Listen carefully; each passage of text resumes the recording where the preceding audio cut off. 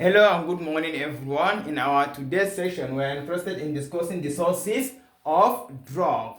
Okay, we have different sources of drugs actually. The most important ones are the plant source, animal source, mineral source, microbiological source, and synthetic source. These five, they are the main sources of drug. Among these five, plant source is the number one because a lot of drugs are obtained, or several majority of our drugs are obtained from plant origin.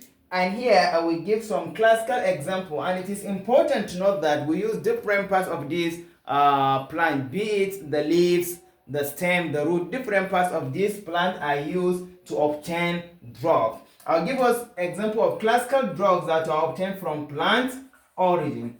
Example, we have morphine and its brother codeine. Morphine, which is a strong analgesic that is used in severe pain of visceral origin, while codeine is commonly used as antitussive to manage cough.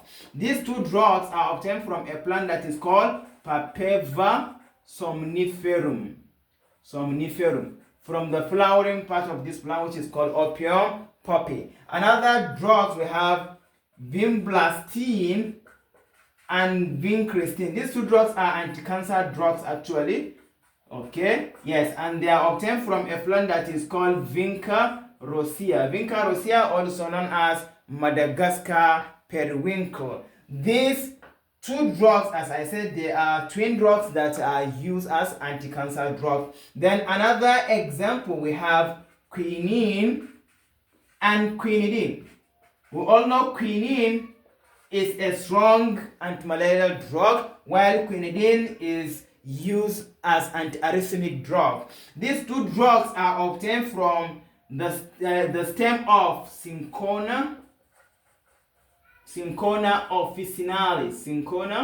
officinalis. Another antimalarial drug is the mighty artemisinin, which is the commonly used antimalarial drug nowadays. Artemisinin. This artemisinin is obtained from a Chinese plant that is called Artemisia annua.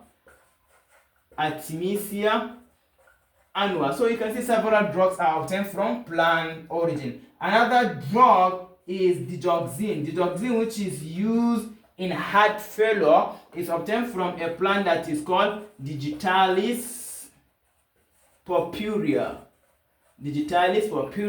Another example is rizapine. A lot of drugs. Another example is rizapine, which is used as antihypertensive as well as antipsychotic. It's obtained from a plant that is called Rauwolfia vomitora. Another drug is ephedrine. A lot of drugs. Ephedrine, which is used as nasal decongestant, is obtained from a plant that is called Ephedra sinica. So we have a lot of examples, a lot of drugs that are obtained from the plant source. Another example is atropine. Another example is atropine. And atropine is obtained from a plant. Atropine is obtained from a plant that is called Atropa belladonna.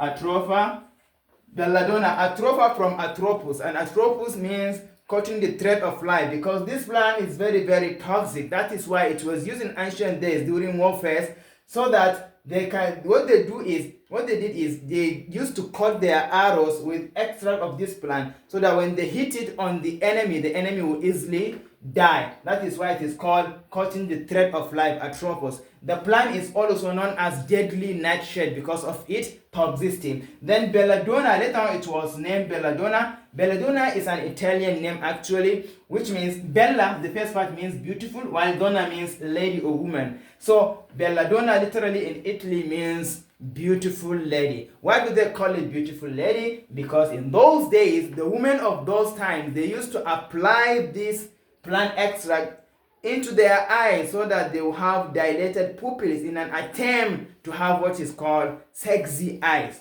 Yes, so you can see women right from day one, they use different techniques in order to attract their husbands. So their attempt is to get sexy eyes.